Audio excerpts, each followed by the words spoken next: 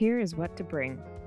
Your basic pieces of equipment are your field guides, or even your phone with birding apps downloaded.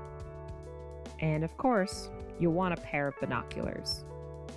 Your focus wheel will help you to better view the birds. Some birders like to use monoculars, as they are smaller and easier to carry.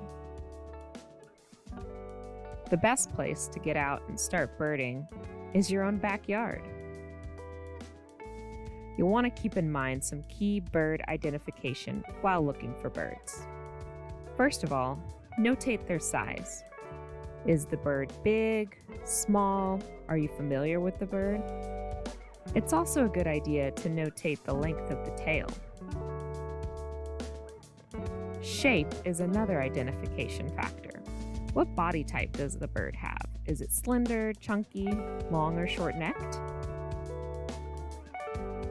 Color pattern is an important note. Pay attention to the overall different colors of the bird. What colors on their head, body, tail? Do they have spots? Behavior is another important indicator of birds. Are they sitting, eating, flying, sitting horizontal? Any repetitive movements? A bird's habitat can fluctuate between forested, water, shrub, and open grassland and fields. When you are observing a bird, see how it interacts with its habitat. What are the chances this bird is in this habitat this time of year? You also want to note their songs and calls.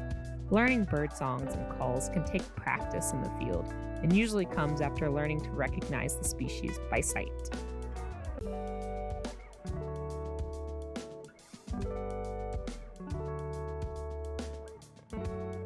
Really, the best way to start practicing birding is to just get outside and start doing it.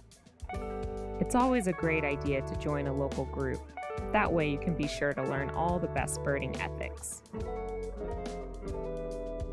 It really does take time to truly get the most out of birding. So be patient and enjoy.